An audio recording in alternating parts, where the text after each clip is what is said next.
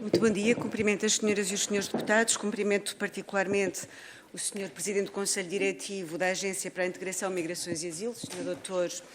Pedro Gaspar. Vamos dar início a esta audição, agradecendo a sua disponibilidade para nela participar. A audição acontece a requerimento do Grupo Parlamentar do Bloco de Esquerda, que disporá de tempo até 8 minutos para apresentar o requerimento. Senhor Deputado Fábio Figueiredo tem a palavra. Muito bom dia, obrigado Sra. Presidente. Cumprimentar também o Sr. Presidente do Conselho Diretivo da AIMA. Recordar que este requerimento data de 26 de junho de 2024. O Presidente era outro, mas isto não invalida o facto de esta audição se manter atual, aliás, com uma data de factos novos desde que este requerimento foi apresentado.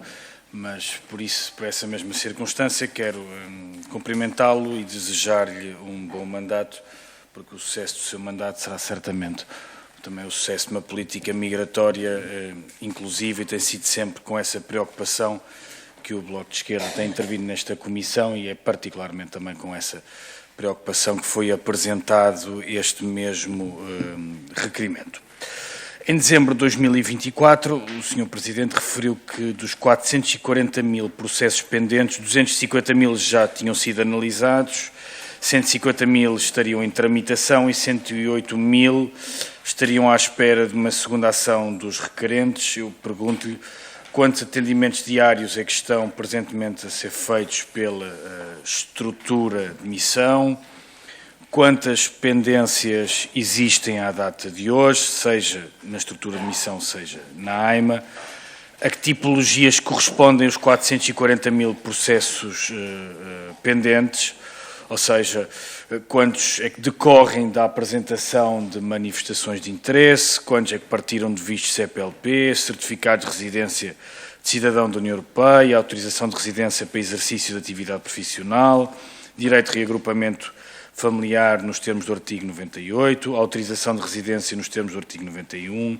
autorização de residência para exercício da atividade profissional subordinada nos termos do artigo 88, condições gerais de concessão de autorização de residência temporária nos termos do artigo 77, autorização de residência para estudantes nos termos do artigo 92, autorização de residência com dispensa de visto de residência nos termos do artigo 122, autorização de residência para exercício da atividade profissional independente, nos termos do artigo 89. Os responsáveis da tutela, o Sr. Ministro da Presidência e o Sr.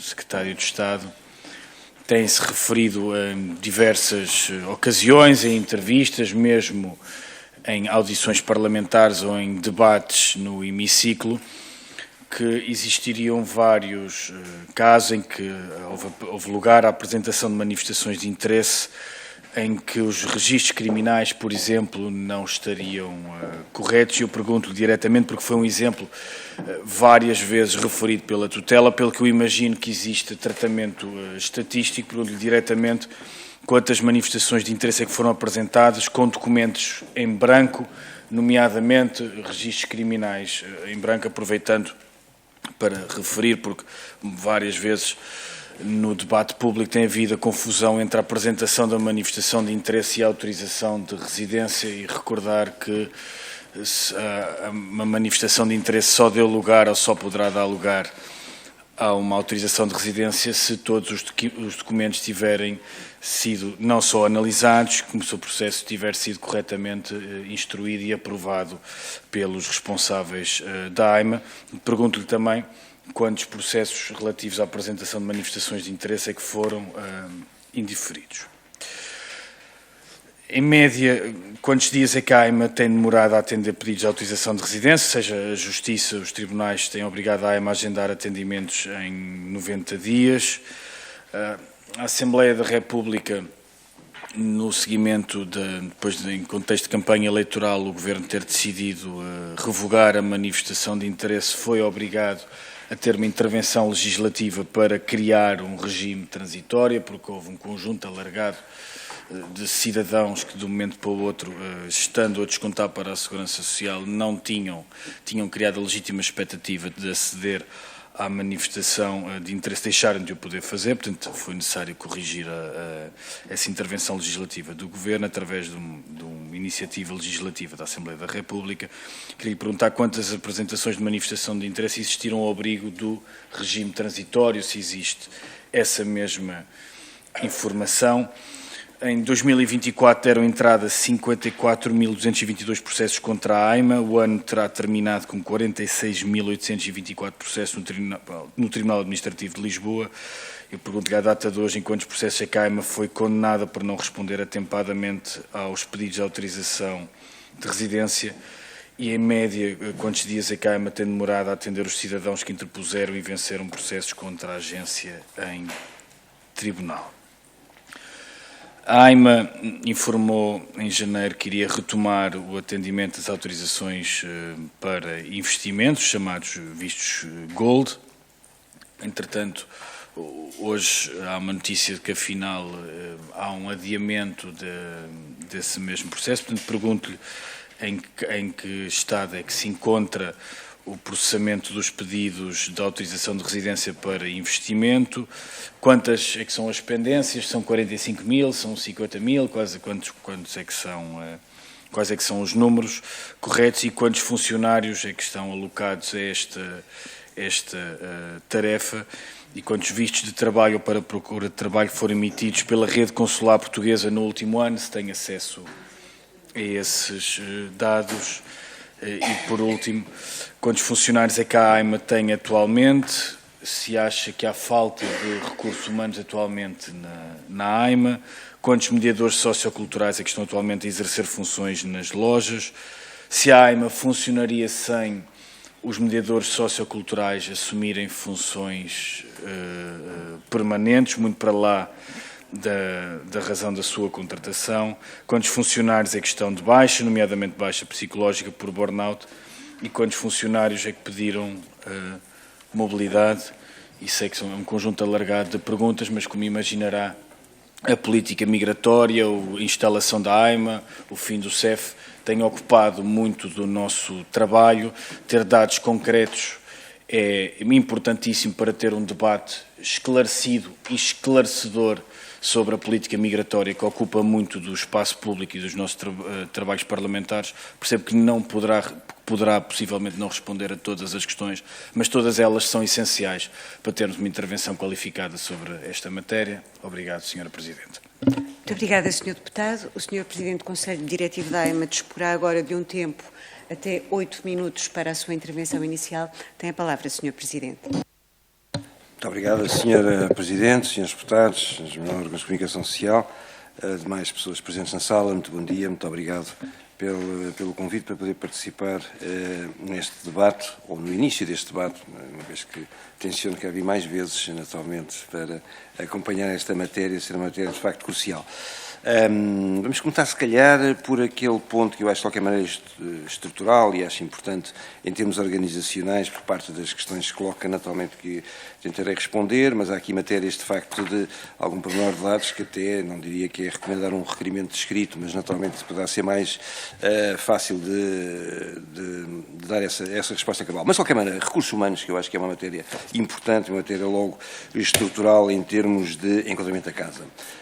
Disse-o bem, o seu requerimento datava de junho de 24 e, portanto, enfim, há aqui um novo Conselho em funções há 6 meses e o que lhe posso dizer, naturalmente, que não é uma resposta que satisfaça particularmente, mas, para todos os efeitos, temos mais 2% de recursos humanos. Isto é pouco, naturalmente, que não estamos satisfeitos, de qualquer maneira não é menos e, portanto, significa que, pelo menos, se aguentou a pressão sobre mobilidades, por um lado, porque, naturalmente, há pedidos de saída, mas também há pedidos de entrada e também se aguentou naturalmente a pressão de aposentações, que naturalmente é um fator sempre que incide no final do ano e no segundo semestre em particular, com maior tendência. E, portanto, significa que, à data de hoje, a AIMA tem mais 2% do seu APA pessoal preenchido relativamente ao que herdámos da situação anterior. Mas, agora, o que interessa é para a frente e 2025. O que está projetado para 2025, que é, de facto, um reforço grande dos procedimentos concursais em curso. Estão, neste momento, a decorrer qualquer coisa como para técnicos superiores, aquele centralizado da GAEP. Como sabe, a discussão sobre a questão de recrutamento centralizado, recrutamento único de entrada no Estado, pelos diversos organismos, essa é uma questão sempre discutida há muitos anos. De qualquer maneira, neste momento a GAEP tem esse procedimento a correr, nós aí estamos habilitados a 65 vagas, que naturalmente queremos preenchê-las, agora depende também da escolha dos candidatos. Nesse sentido, está a decorrer outro para juristas, 13 técnicos superiores, portanto logo aqui temos qualquer coisa como 5, 6, 7, 78 e a correr também de assistentes técnicos 78. E, portanto, isto daria qualquer coisa como à volta de 150 recursos em termos de reforço. E tencionamos, de facto, completar estes procedimentos concursais durante este trimestre, princípio de até abril, isto ficar resolvido, estes procedimentos concursais. Grande aposta de fundo está, de facto, no outro procedimento concursal a ser lançado para 300 trabalhadores para a instituição, e assim naturalmente será muito robusto, porque a AIMA neste momento tem exercício de funções 674 postos ocupados, portanto do seu mapa pessoal 674, um reforço de 300, com estes que eu acabei de dizer, estamos a tentar um reforço superior a 50% do mapa pessoal, somando estes 150 que eu acabei de falar aos 300, faz 450 para 674, é óbvio que é mais de 50%. Este concurso dos 300, que é 220 técnicos superiores e 80 assistentes técnicos, tem em particular de ser um concurso de contrato a termo. E, portanto, é um concurso de contrato a termo, mas que, nos termos da orientação dada pela DGO, obriga a alargamento do mapa, o que nestas coisas, e quem tem já alguns anos de experiência destas situações, pode naturalmente potenciar ou não uma saída a médio prazo, uma eventualidade, ingresso ou não nos quadros. Acho que é prematuro, a oferta de concurso é a termo, toda a gente sabe o que é a designação de contrato a termo, mas o seu alargamento de mapa pode perspectivar essa situação. Estimamos aí um grande leque de candidatos, um contrato a termo externo à administração pública, estimamos que haja uma adesão grande, diria para 300, eu diria seguramente mais de 10 vezes, à volta de pelo menos 3.000 candidatos, estimo que aconteça. Poderá ser uma hipótese de questão sobre os mediadores, porque fez a pergunta concreta, atualmente a AIMA tem 113 mediadores a prestar funções na instituição, que aliás queremos fazer, e já devia estar, enfim, mas estimo que esteja a 1 de maio, mais tardar, até seria uma data simbólica e importante, que seja feita a 1 de maio, uma atualização salarial dos protocolos dos mediadores que não são revistos desde 2017. E, portanto, seria até muito interessante, coincidente, de facto, nessa data, que possamos fazer uma atualização salarial que está perspectivado um aumento a rondar os 10%, que não é mais do que justo, uma vez que os salários não são atualizados desde 2017 e as associações não são ressarcidas do FII que existe relativamente a esses recursos também desde essa data. E, portanto, isso significa que há aqui uma paragem, como eu digo, desde 2017, estamos em 25%, parece-nos 10%, 12%, será isso que estimamos. Mas voltando ao que estava a dizer, quando coloca a questão dos mediadores, que é um tema, e aliás tem requerido um pouco essa questão, até que ponto podem ou não ser integrados no mapa da AIMA, que é muita reivindicação que existe, não é? Eu diria sim e não, neste sentido. Diria sim, faz sentido, são pessoas que têm de facto um apor e uma valência reforçada, e a AIMA, articulando com tanta comunidade, de facto, internacional, é importante esta mediação sociocultural e até linguística que é exercida por muitos dos mesmos. Agora, é básico o princípio, é certo que em alguns momentos excepcionais há regularizações dos chamados precários, que houve, tarefeiros, enfim, várias designações que acompanharam a administração pública ao longo destes últimos anos. Numa instituição em concreto, a questão poderá ser difícil de contornar a questão do princípio básico e universal da questão concursal. E aí poderá ser uma importante esta via do contrato a termo. E poderá ser uma importante, e nos requisitos que se tenciona colocar, uma questão preferencial e a ser ponderado na avaliação a experiência que já haja eventualmente no exercício de funções relacionadas com política migratória. E aí poderá ser a possibilidade de facto, quem tem essa vantagem, se quiser, à partida, poder naturalmente candidatar-se a este posto. E, portanto, resumindo e concluindo, terminamos, enfim, ao fim destes 6 meses, mais 2% de recursos. O objetivo aqui é, pelo menos, que não diminuiu nesse aspecto, estancando essas questões de mobilidade e de aposentação. Vaga agora concursal a ser colocado, e que estivemos até estes primeiros concursos que eu falei, do centralizado e dos outros dois, terminarem dentro destes primeiro e segundo trimestre, e penso que é seguro isso. O contrato a termo está dependente naturalmente da participação, e que eu acho que vai ser larga e, portanto, vai ter algumas vicissitudes de demora, mas naturalmente vamos estar empenhados nessa resolução sobre o mesmo. Mediadores, manter naturalmente pela sua valência e relevância, e a possibilidade, de facto, não é a possibilidade, a certeza, de facto, da sua atualização salarial, corrigindo, pelo menos ver-se até 1 de maio, essa matéria estaria regularizada, ou estaria atualizada essa questão. Depois, fez aqui um conjunto largo de questões relacionadas sobre, de facto, matéria de dependências, matéria... Até vamos começar até, se calhar, por um tema que eu acho que é muito interessante e acho que obriga alguma reflexão, principalmente também nesta Comissão e aos senhores deputados, pegando aqui na matéria que falou e bem do problema da dinâmica judicial sobre este tema. Eu acho que devem ter visto, naturalmente terão visto o acórdão, de facto, o acórdão de junho, não é? O acórdão de junho relativamente do STA sobre esta matéria, e que eu acho que é muito interessante aquela declaração de voto vencido da senhora Juíza Conselheira, quando de facto realça o problema de facto as sentenças terem um efeito, não resolvem a questão de fundo, não é? Sr. Presidente, eu peço desculpa por interromper, mas como já ultrapassou o seu tempo... muito bem. Não, eu disporei ainda ainda de um minuto não, para bate ali a luz, eu peço desculpa, estava a controlar há bocado, mas agora como bate ali a luz faz reflexo, não vejo. Mas terei a oportunidade, mas eu, começando por isso, só para a resposta correta, fez a pergunta quantas sentenças a AIMA tinha sido condenada, em nenhuma desde que nós estamos em funções. Penso que anteriormente 2 vezes, em termos de pena, sanção pecuniária compulsória. Muitas por inutilisade superveniente da lide, porque precisamente se é feito o agendamento e é devolvida essa comunicação ao Tribunal e o Tribunal declara a inutilidade superveniente da lide. Mas isso, deixe-me só terminar, porque citando essa declaração de voto, qualquer plano que haja de organização, que é o que é dito no acórdão, é sistematicamente subvertido por esta dinâmica judicial e é nisto que estamos. Eu acho que merece alguma reflexão global, sob pena de facto desta via judicial alterar a organização administrativa, não dar oportunidade a todos em mesmas condições e, portanto, eu acho que isto merece aqui alguma reflexão, para além do que provoca o engarrafamento no STA e não resolve outras matérias do foro administrativo. Peço desculpa. Mas compensa. Muito obrigada, Sr. Presidente, não haverá necessidade. Nós vamos dar início à ronda de perguntas dos grupos parlamentares. Começamos pelo Partido Social Democrata. Dispõe de tempo até 5 minutos. Sr. Deputado Nuno Gonçalves tem a palavra. Muito obrigado, Sr. Presidente. Cumprimento os senhores e os senhores deputados. Sr. Presidente do Conselho Diretivo da AIMA, muito bem-vindo a esta casa e obrigado pelos esclarecimentos que já prestou e alguns que irá prestar, obviamente. Bom, nós não nos podemos esquecer que o requerimento do Bloco de Esquerda é de junho de 2024, mas também não nos podemos esquecer o que é que tínhamos há um ano atrás.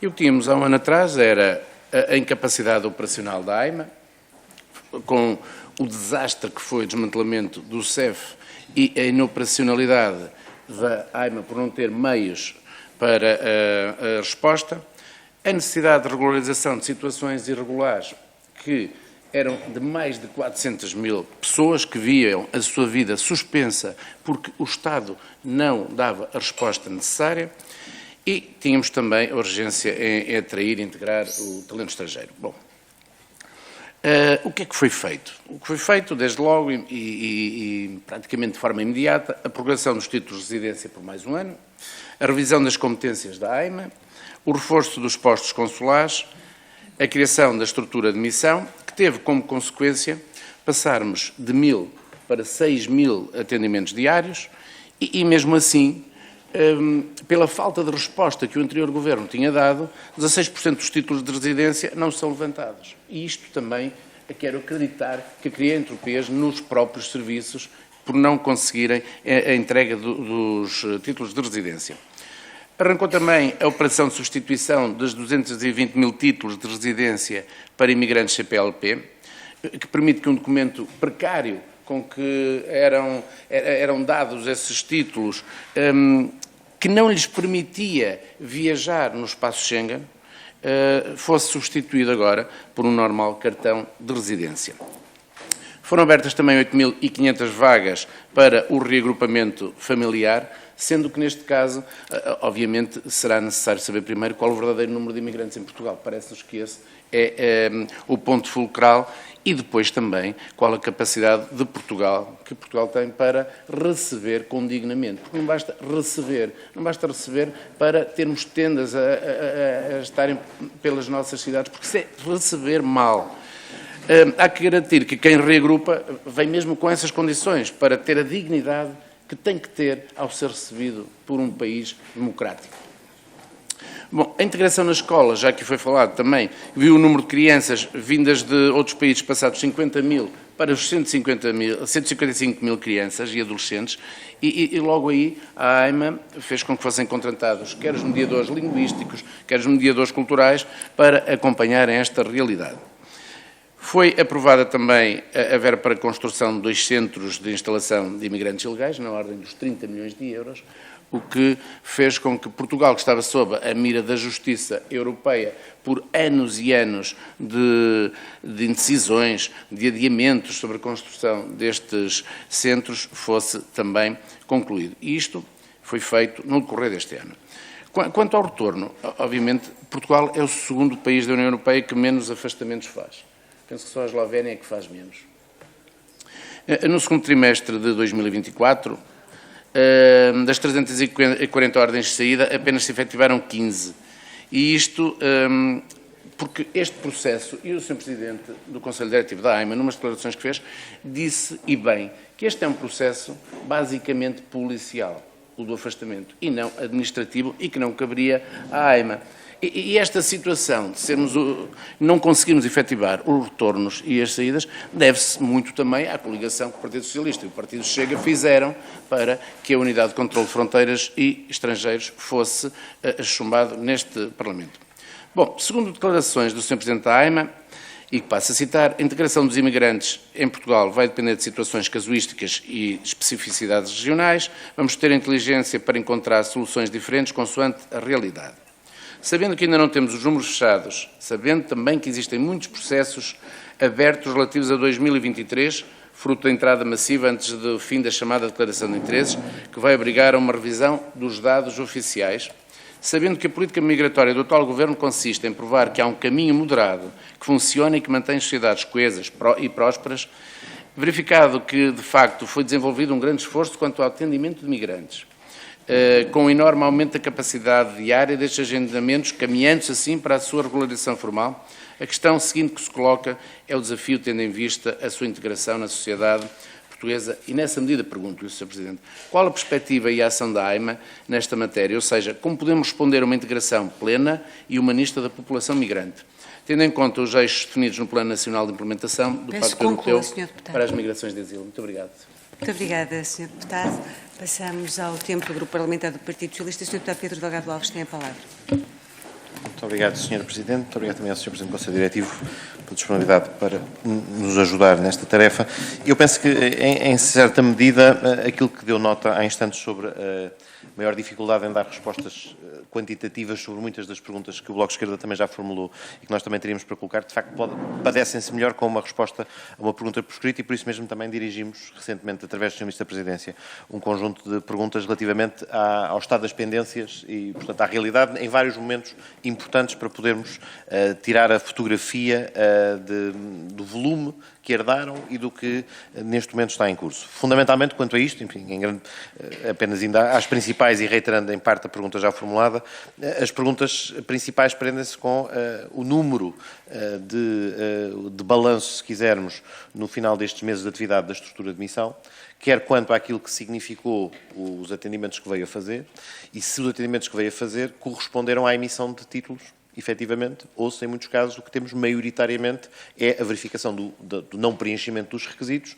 ou, pura e simplesmente, o não aparecimento dos requerentes. Ou seja, uma primeira pergunta é esta: qual é o volume de atividade? Bem, sei que o Sr. Presidente do Conselho Diretivo terá informação provavelmente mais detalhada sobre o que a AIMA tem vindo a fazer, mais do que propriamente a estrutura de missão, mas como eles funcionam como um tandem, os dois em conjunto, portanto, esta ideia da evolução conjunta era muito importante para podermos perceber o que é que à data da criação da estrutura de missão estava pendente e por tipologia. Evidentemente hoje por tipologia com o grau de detalhe imagino que não seja tão fácil, mas que isso nos possa ser remetido por escrito era muito importante, mas acima de tudo em que é que se projetou a diminuição, ou se é que se verificou uma diminuição dessas pendências fruto da atividade da estrutura de missão.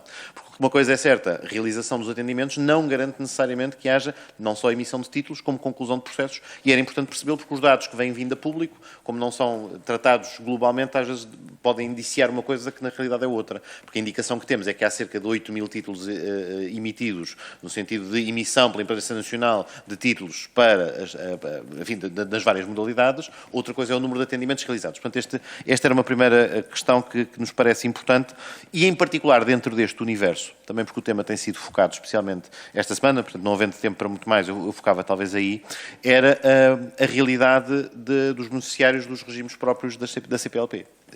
E, portanto, há também, penso que muitas vezes no debate há alguma confusão sobre a ideia de que haveria quase que um efeito automático ou uma remoção de que havia dependências na manifestação de interesses pelo facto de alguém eventualmente ser elegível também para uma autorização de residência ou um visto, mas neste caso em particular a autorização de residência CPLP. Só que na realidade a situação é um pouco mais complexa do que esta. Aquilo que uma autorização de residência CPLP permite é uma estadia em território nacional. O que não significa que, à partida, uma pessoa que tem uma manifestação de interesse pendente, pelo facto de passar a ter este título, perca o interesse em ver concluído o seu procedimento, porque o caminho lhe daria acesso a uma realidade diferente que não o circunscreveria ao território nacional. Eu acho que isto muitas vezes não é totalmente perceptível, também este dado era importante. O que é que nos pode dizer sobre os números relativos ao regime próprio da CPLP e em que medida é que ele teve ou não impacto ao nível das pendências da recuperação das manifestações de interesse. Depois, já agora aproveitando o ensejo e as referências que fez ao Estado dos Recursos Humanos, uma nota que também nos parece importante é também saber até que ponto é que, na divisão de tarefas atualmente entre a estrutura de missão e a AIMA, o que é que continua a AIMA a ter alocado a nível de funcionários para poder desempenhar a sua missão. Ou seja, ela também não está a deixar de dar apoio à estrutura de missão. Ou seja, a estrutura de missão acelera, tanto quanto percebemos, os procedimentos de atendimentos, mas há muito trabalho que continua a ter que ser realizado na AIMA e pelos serviços da AIMA e, portanto, a pergunta era qual é aproximadamente, se consegue dar-nos estes dados, o número de funcionários que estão alocados a esta tarefa de apoio à estrutura de missão e o que é que, de alguma maneira, permite não acumular mais pendências para além daquelas que estão a ser processadas. Ou seja, como digo, há aqui uma realidade simbiótica, parece-me, entre a AIMA e a estrutura de missão, que estão interligadas nas suas funções, mas se nos fosse possível perceber que tipo de recursos é que estão alocados a cada uma, era também útil para depois percebermos desta necessidade de reforços que descreveu e que, a nosso ver, são extraordinariamente fundamentais para superar as dificuldades que temos. E associado a isto, perguntava-lhe, quando a opção pelo contrato a termo, na construção que fizeram, qual é a previsão do termo? Ou seja, qual é a janela de tempo e qual é... Ou seja, é um raciocínio feito no sentido que esta realidade pode diminuir e, portanto, as estruturas deixarão de necessitar da mesma quantidade de trabalhadores, mas o que é certo é que, quando tínhamos uma realidade migratória diferente, também já tínhamos o CEF com uma sobrecarga de processos e, portanto, a dúvida é se, não obstante poder haver um volume, enfim, interessante, vou concluir, Sr. Presidente, de casos em que há termo certo, se justifica para todas as circunstâncias e, portanto, qual é esse prazo e qual é a quantidade. E, finalmente, muito rapidamente, uma pequena nota só sobre reagrupamento familiar, ou seja, relativamente aos momentos em que ele pode ter lugar. Que previsão é que têm? Neste momento é uma questão que acompanhamos, enfim, procuraremos alterar a lei no sentido que ele possa ser possível a qualquer momento, mas gostávamos de saber qual é a previsão que fazem relativamente ou melhor, qual é a previsão que fazem para 2025 e quais foram os prazos em 24 nos momentos para o reagrupamento familiar. Obrigado. Muito obrigada, Sr. Deputado. Passamos ao Grupo Parlamentar do Partido Chega. A Sra. Deputada Vanessa Barata tem a palavra. Obrigada, Sr. Presidente. É só para informar que vou dividir o meu tempo com o deputado João Graça. Cumprimento o Sr. Presidente do Conselho Diretivo da AIMA e todos os deputados presentes. O Sr. Presidente do Conselho Diretivo da AIMA recordou recentemente à imprensa que o número de estrangeiros em Portugal mais do que duplicou desde 2018, o que trouxe o problema da dimensão da administração relativamente a essa resposta. Eu queria perguntar ao Sr. Presidente se considera que o problema é, de facto, meramente administrativo e de adaptação das agências, ou se, por haver uma grande percentagem de imigração em Portugal, as pendências são também elas excessivas e não é humanamente possível dar seguimento a todos os agendamentos. Questiono se de facto, havendo um aumento de recursos humanos, os problemas desapareceriam, pelo menos nessa parte administrativa. Por outro lado, queria perguntar também ao Sr. Presidente se este problema se mantém ou não se mantém, uma vez que a capacidade de resposta da AIMA já tem sido posta em causa praticamente desde o início do mandato do Governo e com os processos e queixas que se têm acumulado, sendo que as queixas são precisamente relativas à falta de respostas, uma vez que há prazo para tal. Por isso eu pergunto ao Sr. Presidente se este problema se mantém neste momento ou não se mantém. Muito obrigada. Muito obrigada, Sr. Deputada. Sr. Deputado João Paulo Graça tem a palavra. Muito obrigado, Sr. Presidente, dar as boas-vindas à entidade. Eu gostava de fazer aqui algumas perguntas. Porquê é que o cidadão não pode fazer a marcação, ou seja, a AIMA envia as listas dos títulos caducados ao IRN, que faz uma distribuição por zonas. Depois as zonas é que fazem o agendamento, ou seja, não é a pessoa que faz diretamente. O que é que acontece? Muitas das vezes estes contactos já estão desatualizados. Ou seja, quando se tenta fazer o agendamento, não é possível contactar a pessoa, o que vem dar um insucesso depois na renovação. Gostava de perguntar qual é realmente o tempo de atraso e também gostava de perguntar porque é que os títulos anteriores a 1 de agosto de 2024 não consegue ser feita a renovação online. Muito obrigado. Muito obrigada, Sr. Deputado João Paulo Graça. Passamos à Iniciativa Liberal. A Sra. Deputada Mariana Leitão tem a palavra. Muito obrigada, Sra. Presidente. Agradeço ao Sr. Presidente do Conselho Diretivo da AIMA a presença nesta comissão. Não vou repetir as perguntas que já lhe fizeram. É óbvio que toda a gente quer saber o ponto de situação dos processos pendentes, os números de pedidos de autorização de residência, etc. Mas gostava de incidir mais sobre e pedir-lhe que nos esclarecesse com mais detalhe a sua perspectiva sobre a afirmação de que a AIMA ainda procura a sua identidade. Isto porquê? Porque acreditamos que esta afirmação pode refletir eventuais desafios internos na prestação do Serviço Público de Apoio à Integração, Migrações e Asilo. O Sr. Presidente afirmou à comunicação social que a AIMA ainda procura afirmar-se devido à sua natureza relativamente recente e ao grande desafio de substituir ou unificar competências que anteriormente estavam dispersas por outras entidades.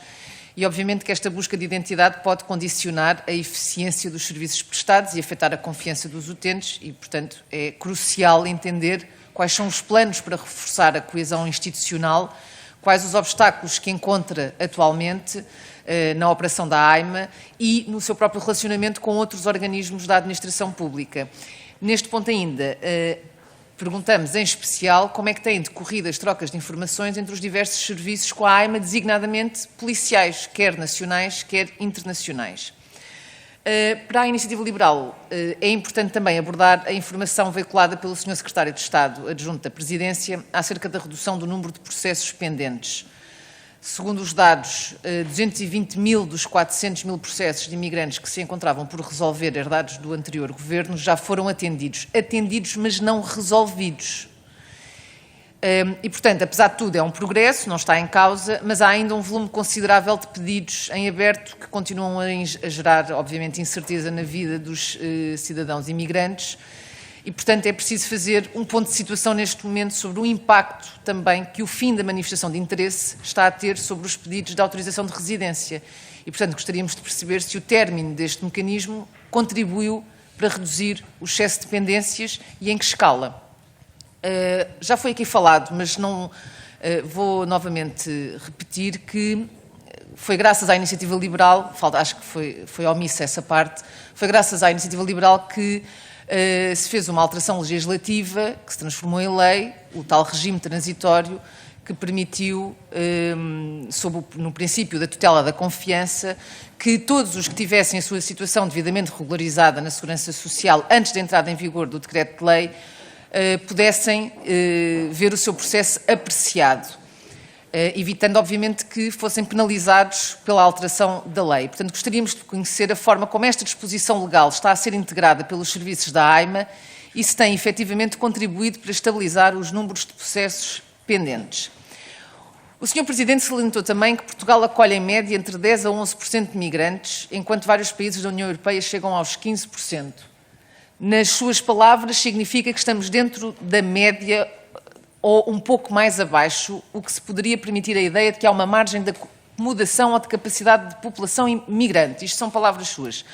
Porém, importa sublinhar que ficar abaixo da média europeia é uma coisa e ter efetivamente condições para receber mais migrantes é uma coisa completamente diferente. E, portanto, pergunto-lhe se considera o Sr. Presidente que Portugal dispõe, neste momento, de recursos e estruturas suficientes para aumentar significativamente o número de migrantes que acolhe, alinhando-se com a média da União Europeia, sem com isso comprometer a qualidade dos serviços de apoio e integração.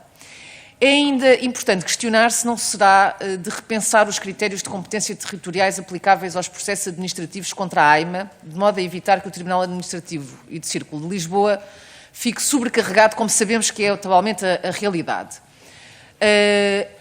A Iniciativa Liberal apresentou ontem ainda um projeto de lei no sentido de passar ou alterar a competência territorial das intimações para o Tribunal da área da loja em que o imigrante iniciou o processo ou em que foi distribuído, caso tenha sido iniciado em Lisboa.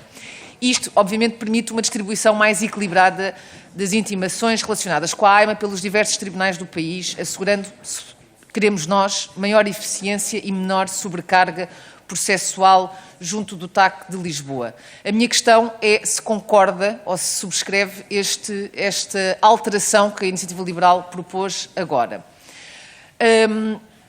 Gostava também de lhe perguntar, por último, estou mesmo a concluir, que sabemos que a AIMA atravessa um pico de trabalho que exige, obviamente, uma resposta rápida às solicitações. Já referiu várias vezes o reforço dos recursos humanos, que têm de ser contratados para garantir que se lida com esse volume excepcional de processos, mas, por outro lado, deve evitar-se a criação de custos fixos futuros ou que possam tornar-se insustentáveis quando a procura voltar aos níveis normais. E, portanto, parece-nos essencial investir em ferramentas tecnológicas de inteligência artificial que permitam agilizar a análise dos pedidos, aumentando a produtividade sem onerar de forma excessiva a agência. E, portanto, eu pergunto-lhe de que forma pretende a AIMA conciliar o reforço temporário de pessoal com a cautela financeira necessária e qual o grau de prioridade atribuído a soluções baseadas em inteligência artificial no plano estratégico da agência. Muito obrigada. Muito obrigada, Sra. Deputada Mariana Leitão. Regressamos ao Bloco de Esquerda. Sr. Deputado Fábio Figueiredo tem a palavra.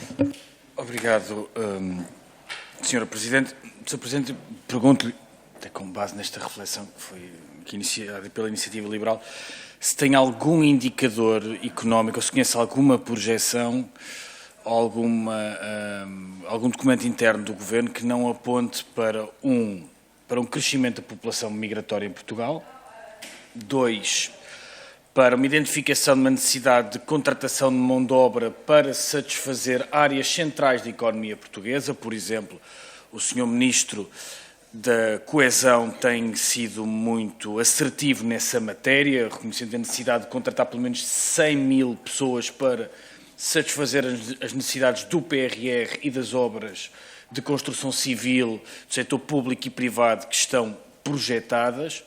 Portanto, tudo indica que a população migrante em Portugal vai crescer. Isto para lhe perguntar se não entende que a própria estrutura de missão deve evoluir para uma integração na própria estrutura da AIMA, porque, sem dúvida, que há uma herança pesada do CEF, 200 mil processos, a que acresceu uma grande pressão pelo facto da instalação da AIMA não ter correspondido ao planeamento necessário para corresponder à necessidade da procura. O Estado, recordemos, o Estado falhou às pessoas que vieram trabalhar para Portugal, que vieram descontar, daí o facto da manifestação de interesse ter permitido que esta mão de obra, que estas pessoas que estão a trabalhar e contribuir para o crescimento da economia portuguesa e estou a descontar para a Segurança Social, não tivessem numa situação de irregularidade, e por isso insisto, sei que há várias perguntas e que o tempo é limitado, pergunto dos 440 mil processos, quantos é que correspondem à apresentação de manifestações de interesse e qual é que é a percentagem de processos que foram instruídos com documentos em branco? nomeadamente registros de interesse. Eu insisto muito nesta questão, porque vários responsáveis governativos têm dado este exemplo para dizer que a manifestação de interesse não permite, era facilmente suscetível a ser alvo de fraude documental. No entanto, dos dados que o próprio Sr. Presidente vai comunicando ao país através da comunicação social, dos 440 mil processos, refere que 108 mil estão à espera de uma segunda ação dos requerentes. E imagine estes 108 mil, a segunda ação certamente será falta de documentos ou de outra informação em falta, e nós necessitávamos de informação mais fina para ter uma radiografia exata sobre as pendências. E, por último, perguntar-lhe ainda qual é a sua previsão. Na altura, quando a estrutura de missão foi criada, aliás, o Bloco de Esquerda identificou a necessidade da criação de uma estrutura de missão logo quando este Governo tomou posse, apresentou-a formalmente ao Governo, tem permitido acelerar os processos, ela era mais do que necessária. Se acha que vai conseguir cumprir a sua missão de resolver todas as pendências num prazo de 1 ano ou se vai necessitar de mais tempo para recuperar todos os casos que estão pendentes e, com isso, garantir que os prazos previstos nas normas e nos regulamentos passam a ser a regra no atendimento aos cidadãos que necessitam dos serviços da AIMA e libertando assim, por um lado, também a pressão que existe sobre os tribunais, sendo que, Sr. Presidente, nós acompanhamos integralmente a sua reflexão. O que está a acontecer é uma subversão da regra, porque há um conjunto de cidadãos que conseguem aceder à justiça e, com isso, passar à frente da fila. Cria-se uma grande pressão sobre os tribunais, mas cria-se também uma situação de injustiça relativa em relação às pessoas que não têm os meios, as ferramentas e o dinheiro para recorrer à justiça. Obrigado, Sr. Presidente. Muito obrigada, Sr. Deputado. Grupo Parlamentar do Partido Comunista, Sr. Deputado António Filipe tem a palavra. Muito obrigado, Sra. Presidente, Dr. Pedro Portugal Gaspar. Creio que esta audição tem muita importância e já tem, enfim, um caderno de encargos significativo de questões sobre a AIMA. Eu só creio que o fundamental para nós era o seguinte: nós, dada a herança que recebeu e os célebres 400 mil processos, e defendemos isso desde o início, até como iniciativa legislativa, era necessário criar uma estrutura de missão com caráter excepcional para resolver esse problema. A questão que hoje se coloca tem que ver com o seguinte: quando é que se pode perspectivar o fim da estrutura de missão? Quer dizer, a estrutura de missão nunca será uma estrutura definitiva e, portanto, foi uma situação de emergência que foi necessário criar. Tendo em conta o andamento da resolução dos processos, para quando é que se prevê que essa estrutura de missão deixe de existir e que a AIMA possa funcionar em velocidade de cruzeiro, já liberta desse passivo, o que é possível perspectivar, o que é que vai resultar, ou seja, desses 400 mil processos, que balanço é que é possível fazer relativamente à situação em que ficam as pessoas cujos processos já foram analisados. Vamos ficar com, desses 400 mil processos, vamos ficar com uma bolsa de ilegais, eventualmente deportáveis, em face das alterações legislativas que ocorreram entretanto. O que é possível perspectivar quanto a isso, quanto à situação em que vão ficar essas pessoas? Depois, portanto, há aqui uma perspectiva temporal e também uma perspectiva de o que é que vai resultar quando o CEF possa funcionar já sem necessidade da existência dessa estrutura de missão com caráter excepcional. Depois há uma outra questão, que é a seguinte: uma das críticas que foi feita na altura sobre a extinção do CEF é que, sendo razoável e justo uma separação entre os processos de natureza administrativa e o funcionamento policial do CEF, uma das críticas que foi feita é que essa separação deveria ser feita, mas que não poderia deixar de haver uma relação entre o funcionamento da parte administrativa, neste caso da AIMA, e as forças policiais, porque a parte administrativa do CEF era um elemento fundamental em termos de informação a transmitir às forças, na altura, ao CEF, à parte policial do CEF, para efeitos de detecção de redes de tráfico de seres humanos e de exploração de mão de obra ilegal.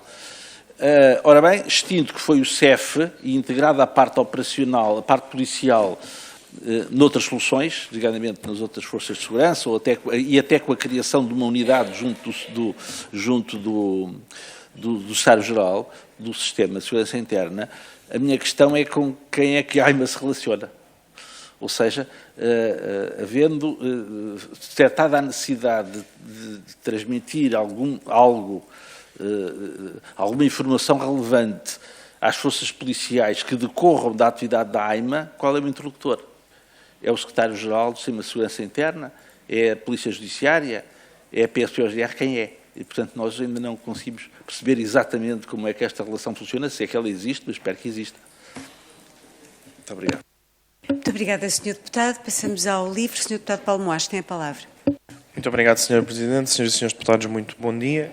Cumprimento também o Sr. Presidente do Conselho Diretivo da AIMA. Agradeço a disponibilidade e as respostas que já foi dando na sua primeira intervenção. Para além de algumas questões que já foram colocadas, reforçar também a questão se nos pode dar o valor atualizado do número de pendências dos tais 400 mil processos a esta data. Também gostaria de questionar sobre várias informações e notícias que vieram ao público relativamente a problemas com os agendamentos da AIMA, nomeadamente agendamentos que são feitos com menos de 24 horas, muitas vezes para locais com grande distância do sítio onde as pessoas vivem. Nomeadamente uma situação, por exemplo, de uma pessoa que vive em Braga, que recebeu com menos de 24... que recebeu para amanhã do dia seguinte, à noite, um agendamento para Aveiro, o que torna bastante difícil a pessoa poder organizar a sua vida, garantir que tem a documentação toda para apresentar, e por isso gostaria de saber se isto efetivamente corresponde ao sucedido, se têm recebido este tipo de queixas, o que é que a AIMA está a fazer para garantir a previsibilidade dos agendamentos e que salvaguardas é que as pessoas que não conseguem comparecer nos agendamentos que são feitos nestas situações têm, nomeadamente de não serem prejudicadas por esse motivo. Relativamente ao sistema de asilo, nós tivemos a informação de que a partir do dia 1 de janeiro de 2025 apenas é possível apresentar pedidos de proteção internacional no Centro Nacional para o Asilo e Refugiados da AIMA em Lisboa e na loja da AIMA de Coimbra. A apresentação do pedido de proteção é um pressuposto essencial para se poder iniciar o procedimento de asilo e é aquilo que determina que o requerente tenha acesso a direitos como, por exemplo, o direito de permanência no território nacional e as garantias das condições de acolhimento nos termos da lei. A lei também não prevê qualquer tipo de limites geográficos à possibilidade de apresentação de pedidos, pelo contrário, até refere que ele pode ser apresentado junto da AIMA ou de qualquer autoridade policial. E por isso gostaria de perguntar se, em primeiro lugar, se efetivamente isto corresponde à realidade, se existem neste momento estas limitações à possibilidade de apresentação de pedidos de proteção internacional apenas algumas lojas da AIMA e algumas infraestruturas da AIMA e quais é que são os procedimentos que estão a ser adotados neste âmbito e também o que é que está a ser feito para assegurar a possibilidade de acesso efetivo ao sistema de asilo, ao registro célere dos pedidos e aos direitos que são decorrentes desses pedidos. Por outro lado, relativamente a estas questões já foram também colocadas e, portanto, vou tentar não repetir. Naquilo que diz respeito aos recursos humanos da AIMA, no final de janeiro, o Sindicato dos Trabalhadores da Migração Também fez algumas declarações que são preocupantes sobre o funcionamento da AIMA e da estrutura de missão, destacando, por exemplo, problemas relativos à inexistência de concursos internos, à falta de fluidez interna, dificuldades ainda relacionadas com a transição entre o CEF e para a AIMA, e, portanto, também gostaria de perguntar relativamente a estas questões qual é que é a posição da direção da AIMA. E também foi noticiado que será atribuído um bónus mensal aos trabalhadores, incentivando que atendam até 50 processos por dia. Portanto, também gostaria de perguntar quais é que são as condições da atribuição deste bónus e como é que ele se articula também com a necessária análise da qualidade do trabalho que é desenvolvido e da garantia dos direitos.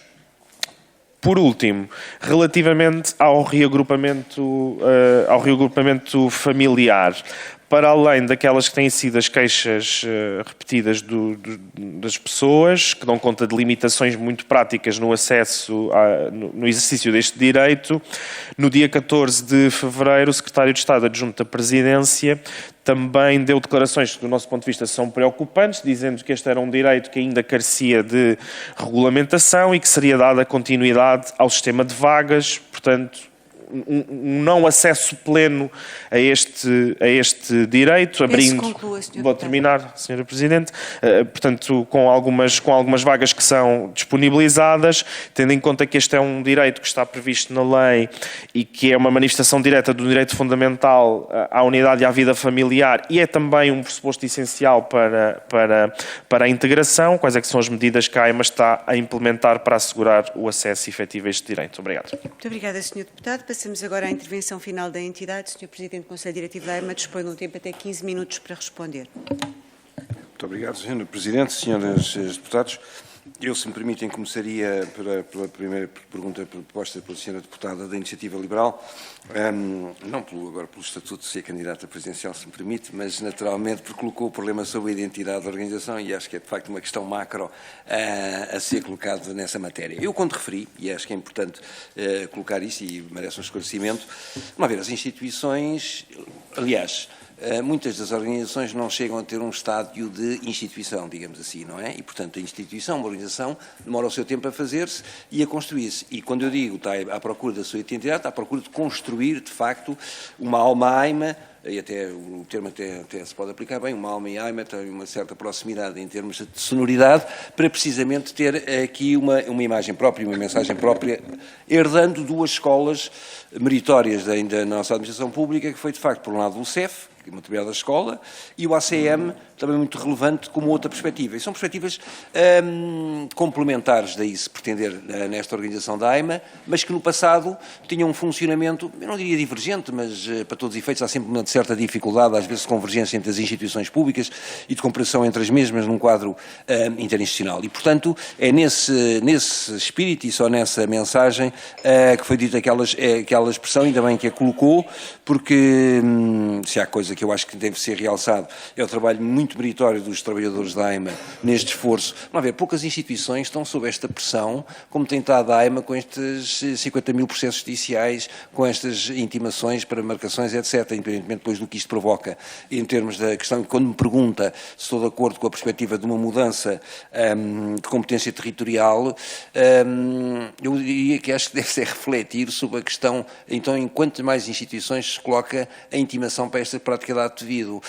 E, aliás, na declaração de voto, volto a citar, numa outra declaração de voto vencido, nesse mesmo acórdão, coloca-se, por exemplo, a questão, e por que não numa área da saúde, em que, por exemplo, aí sim podia ser determinante, em termos até de tempo, de média e de recuperação efetiva de uma situação de proteção do cidadão, e aqui estamos a falar de agendamentos administrativos, meritórios, sem dúvida, e como eu costumo dizer, o problema da regularização e da integração dos migrantes começa pela parte documental, e já lá iremos a perguntas que foram colocadas sobre o problema da integração, que essa é uma matéria muito mais vasta do que a parte documental, admitindo que se resolve, e a esperança naturalmente é que se vai resolver a regularização documental, iniciamos o processo, digamos, de legalização e depois colocam-se aqui outras questões mais profundas. Portanto, à sua pergunta sobre a matéria, enfim, isso permitiria um alargamento de competências territoriais, mas não é que nós tenhamos receio da questão das ações judiciais. Agora, acho que é importante colocar essa matéria. De facto, coloca-se muito. Quando as instituições são novas, também normalmente é o bode expiatório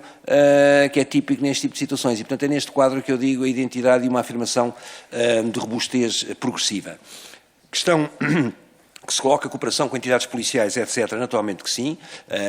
As bases de dados da AIMA, que são geridas pela AIMA, têm muita informação naturalmente relevante sobre a matéria de estrangeiros e sobre os processos herdados da questão do CEF, e, portanto, há consulta e partilha, naturalmente, e acesso, nomeadamente, da Polícia Judiciária a essas mesmas bases. Há competências que a AIMA vai, e, aliás, a partir de 1 de fevereiro, criámos precisamente a Unidade para as Contornações, porque, precisamente, a AIMA também tem competência em termos de sancionamento administrativo e, portanto, matéria de contorno nacional que naturalmente queremos exercer e não deixar que estes processos não venham à luz do dia em termos de decisório, sempre aquela questão muito discutida entre qual é a vantagem entre a bagatela penal ou termos de facto de eficácia e contorno nacional. Eu tenho defendido sempre uma melhor eficácia contorno nacional, é mais eficaz do que a questão da bagatela penal e, portanto, naturalmente que a AIMA já criou essa unidade orgânica a partir de 1 de fevereiro e naturalmente irá desenvolver essa questão contorno nacional. Questão dos recursos humanos,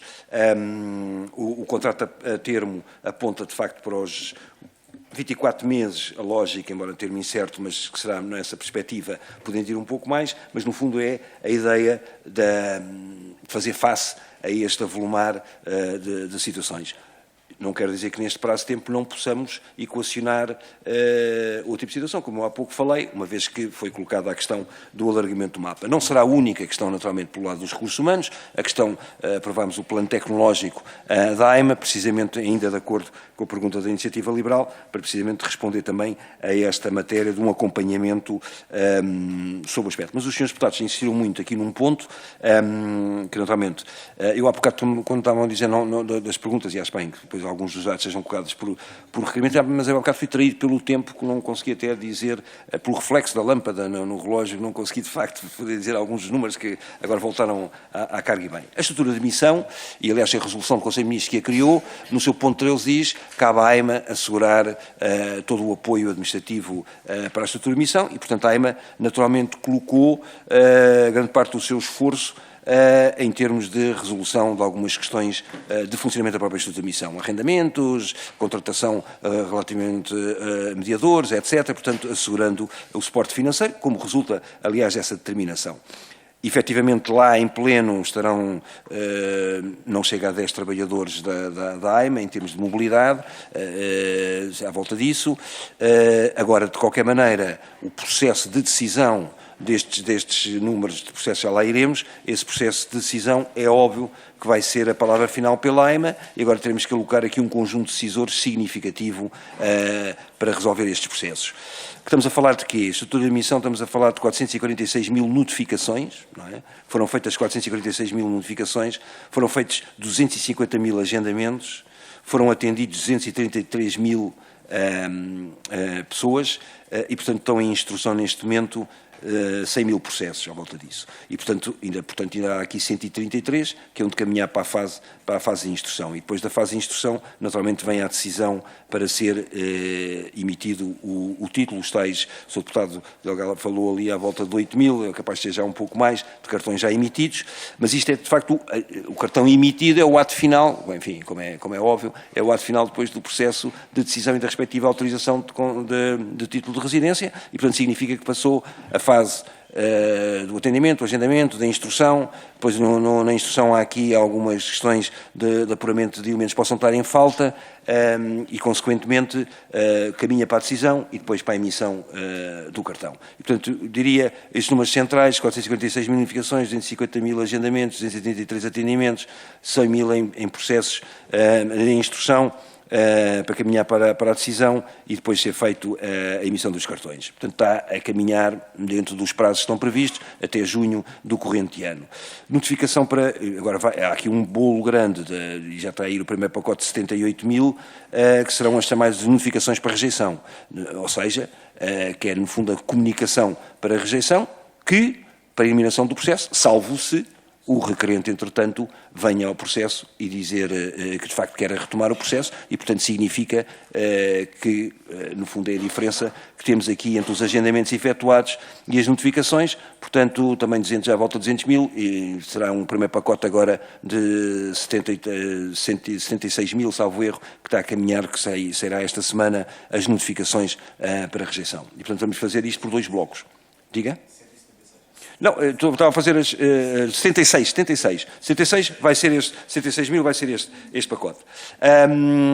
E, portanto, nesta dinâmica da instrução, enfim, não conheço, aliás, sempre, pelo exercício de funções, sempre que exerci, não conheço em pormenor, nem quero nunca conhecer em pormenor os processos enquanto estão em fase de instrução, e, portanto, naturalmente fazemos uma avaliação depois final em termos de decisão.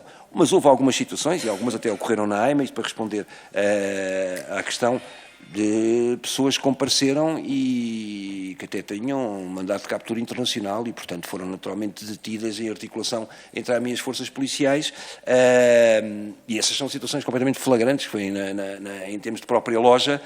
Outra coisa é o que possa acontecer em termos de instrução, se os documentos estão ou não estão corretos, e daí a audiência de interessados e a possibilidade de correção, e, portanto, grande parte destes processos é prematuro falar, estão nessa fase de instrução, porque se andarmos à volta de mais de 10 mil cartões emitidos, e, portanto, ainda é, com o volume que está em instrução, naturalmente que não é ainda possível traçar parte dessa situação. Agora, relativamente à questão dos agendamentos...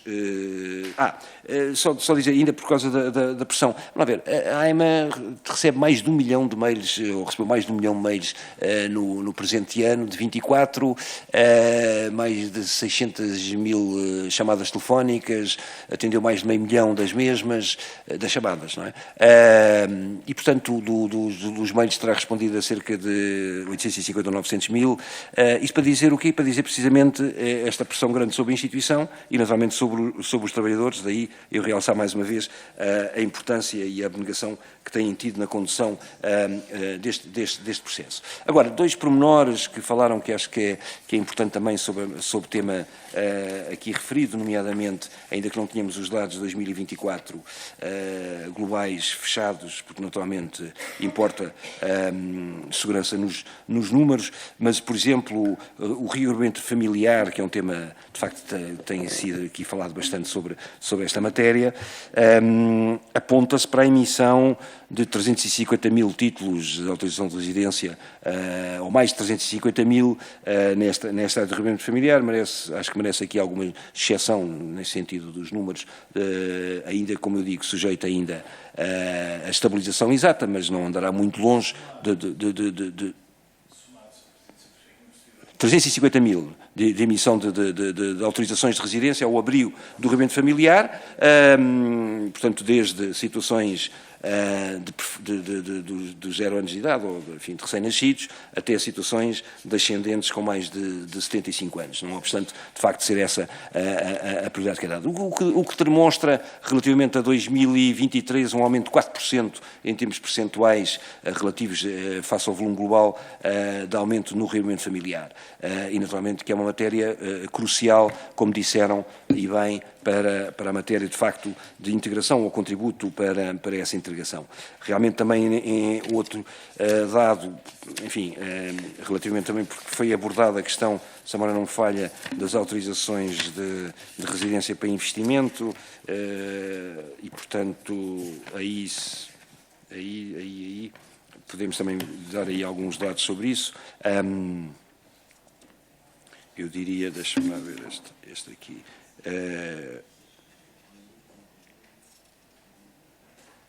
Já retomarei essa matéria, mas anda à volta também de números semelhantes a 2023, penso que um aumento de 2% relativamente a essa matéria.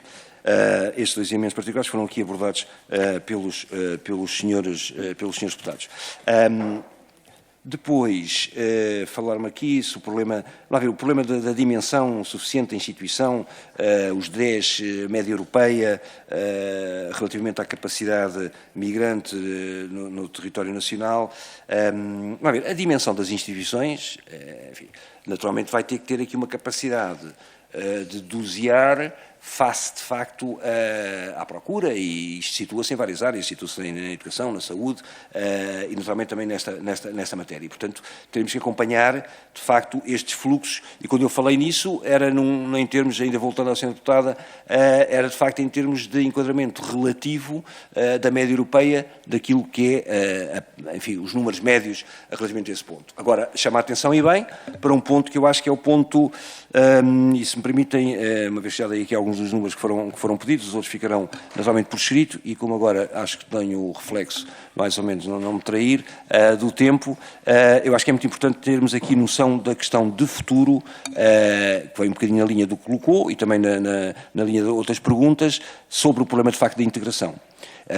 E sim, e se relativamente à matéria documental, à matéria de regularização, à matéria de legalização, à matéria de dependências, temos de facto um quadro regulamentar e um quadro legal que é uniforme, como é evidente, não é? Cumpre, não cumpre, tem o registro criminal, etc. por aí fora, e o seu primeiro passo é a atribuição da autorização de residência, aquilo que ultrapassa 1 milhão a dados de 2023, e que agora veremos quando consolidarmos os dados de 2024, e com estas pendências. O fenómeno da integração vai ser um fenómeno muito diferente do que situa no desafio da área metropolitana de Lisboa e do Porto, ou de concelhos do interior do território nacional. Vai ser muito diferente consoante tivermos distritos mais envelhecidos ou menos envelhecidos.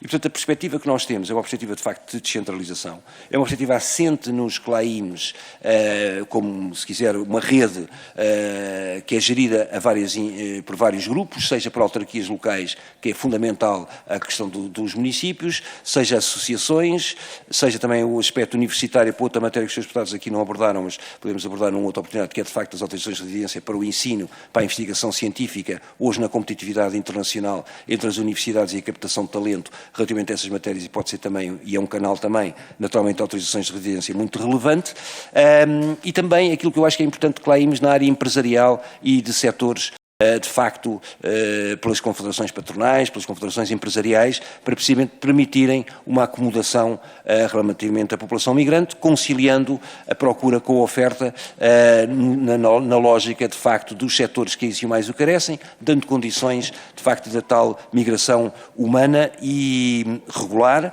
e, de facto, integrada. E esta integração, eu acho que é um desafio que nos coloca a todos nós, naturalmente, não é só a AIMA como instituição pública, na primeira linha, mas de facto de dinamização, que é aquilo que pretendemos. É impossível, naturalmente, a instituição sozinha, uma coisa é assegurar a parte documental, a sua realização vai corrigindo, reforço de recursos humanos, etc., e mesmo assim articulação com outras entidades, com as autarquias locais. Outra coisa é, naturalmente, o problema da integração, que passa muito pela sociedade civil e passa muito pela uma integração ou uma interligação entre vários atores. Nisso estamos empenhados.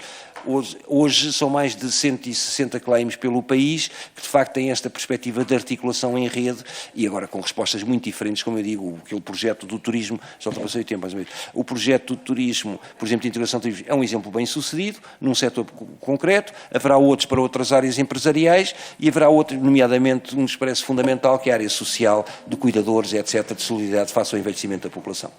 Muito obrigada, Sr. Presidente. Nós agradecemos ao Sr. Presidente do Conselho Diretivo da AIMA as informações que nos trouxe e antecipadamente aquelas que fará chegar por escrito. Damos por concluída esta audição e vamos fazer sem intervalo a reunião ordinária da Comissão. Eu vou só despedir-me do Sr. Presidente do Conselho Diretivo da AIMA.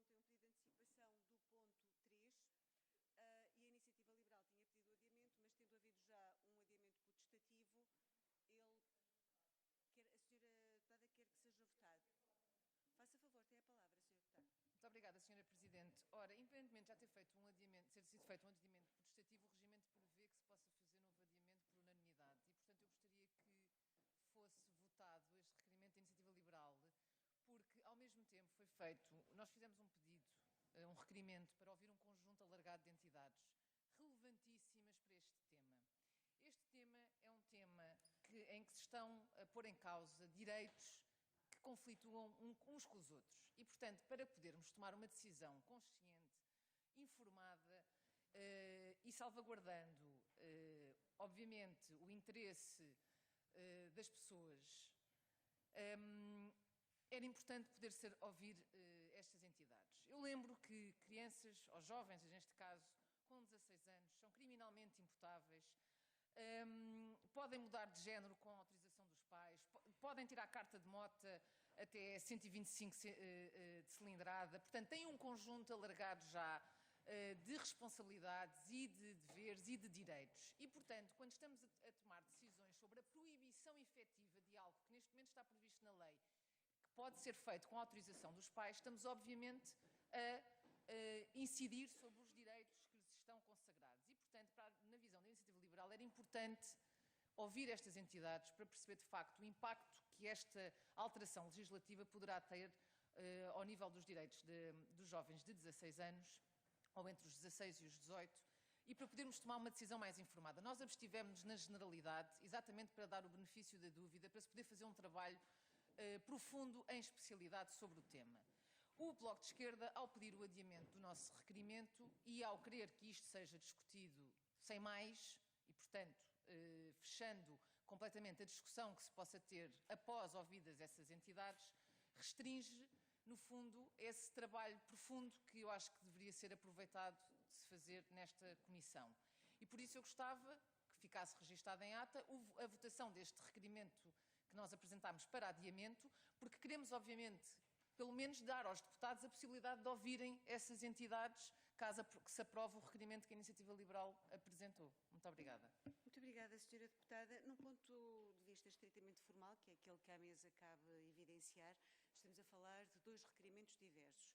O primeiro é o requerimento da Iniciativa Liberal para adiamento do ponto 3 e, relativamente a esse adiamento, aplica-se o disposto no artigo 100A do regulamento, que na verdade não implica uma votação, porque aquilo que diz o artigo 100A, 1, a linha B, é que, adiado por deliberação da Comissão, se tal for proposto pelo Presidente ou requerido por qualquer grupo parlamentar ou deputado único, e obtida a anuência do partido proponente quando corresponde ao segundo adiamento. Ou seja, relativamente a um segundo adiamento, basta a oposição do proponente para que o adiamento não possa acontecer. E, portanto, aquilo que pergunto ao Bloco de Esquerda é se pretende opor-se a este requerimento de adiamento. Obrigado, Sra. Presidente. Só para esclarecimento, este requerimento apresentado pela Iniciativa Liberal não foi discutido na reunião anterior porque a Iniciativa Liberal não esteve presente na... Peço desculpa, Sra. Deputada, mas neste momento já não está no uso da palavra. Eu só queria deixar uma nota para facilitar o processo decisório. Nós estamos a falar de dois requerimentos diferentes. Sim. Uma coisa é o requerimento de adiamento do ponto 3 da Ordem de Trabalho, é sobre esse que estamos a falar. Outra coisa é o requerimento da IEL para a audição num conjunto de entidades. E, portanto, neste momento estamos a falar do ponto 3 da Ordem de Trabalhos. Relativamente a esse, rege o artigo 100, a linha A do regulamento. O Sr. Deputado, o que pergunta é se se opõe ou não ao adiamento. Sra. Presidente, compreenderá que pronuncie, para efeitos de ato e de registro, sobre o que foi dito pela Iniciativa Liberal, mas posso começar por responder. Queria fundamentar porque é que o Bloco de Esquerda se opõe à manobra dilatória que a Iniciativa Liberal está a tentar empreender nesta mesma comissão. Houve uma reunião desta mesma comissão, a semana passada, em que o PSD, ao abrigo do regimento, pediu o adiamento potestativo deste ponto, para ser discutido e apreciado hoje, e é essa a intenção do Bloco de Esquerda. A Iniciativa Liberal entregou um requerimento para ouvir um conjunto de instituições que, diga-se passagem, essas mesmas instituições, o Bloco de Esquerda consultou muito delas neste processo legislativo, estou de subscrever que existe um conflito de direitos. Aliás, a Unicef é clarinha, que é uma das entidades que a Iniciativa Liberal quer que ouçamos aqui nesta mesma comissão. Este debate não é de agora, não é novo na sociedade portuguesa. Portanto, o Bloco de Esquerda é do entendimento que o processo legislativo não necessita, em sede de especialidade, ouvir um conjunto alargado de instituições cujas posições são públicas, muitas delas estão vertidas na exposição de motivos, por isso mesmo solicitou o adiamento desse mesmo requerimento e entende que o projeto de lei do Bloco de Esquerda deve ser votado em sede de especialidade na reunião de hoje. Obrigado, Sra. Presidente. Muito obrigada, Sr. Deputado. Sr. Deputada, tem a palavra. Muito obrigada, Sra. Presidente. Só para clarificar que parece-me normal, em processos de especialidade, nomeadamente com matérias tão sensíveis como estas, ouvirem-se entidades. Isto parece-me normal. E quando se refere o Sr. Deputado Fabiano Figueiredo quanto a manobras dilatórias, parece-me que o pedido de adiamento do requerimento da Iniciativa Liberal é, em si mesma, uma medida dilatória para evitar que, antes da discussão do projeto na especialidade do Bloco de Esquerda, se acabe por completo com a possibilidade de ouvir as entidades, porque obviamente que se avançarmos para a discussão deste projeto de lei na especialidade, ela ficará concluída provavelmente nesta reunião e o projeto estará em condições de subir a plenário para a votação final global sem que seja preciso ouvir, sem que se proporcione ouvir essas entidades. Portanto, quando usamos a expressão manobras dilatórias, é bom termos noção também daquilo que nós próprios fazemos, neste caso o Bloco de Esquerda, que usou esse estratagema para evitar ouvir estas entidades. Que, mais uma vez, gostava de frisar a importância, nós não estamos a lidar com a proibição, estamos a tratar aqui, não é de casamento forçado, não é de casamento de crianças, estamos a falar de uma faixa etária entre os 16 e os 18 anos em que vamos proibir determinantemente algo que neste momento é um acesso que eles têm caso os pais autorizem. E, portanto, é óbvio que quando estamos a proibir o que quer que seja, estamos a impactar com direitos. Muito obrigada. Nós ainda não entramos na discussão na especialidade. Sra. Presidente, eu peço desculpa, mas os dois requerimentos, por mais que queira fazer parecer que não têm nada a ver um com o outro, têm tudo a ver um com o outro por aquilo que eu acabei de explicar. Ao se adiar o da Iniciativa Liberal e ao se discutir a especialidade do projeto de lei do Bloco de Esquerda, está-se a impedir que o outro possa alguma vez ver a luz do dia. É só isso que está aqui em causa. Muito obrigada. Muito obrigada, Sra. Deputada. Nós temos, portanto,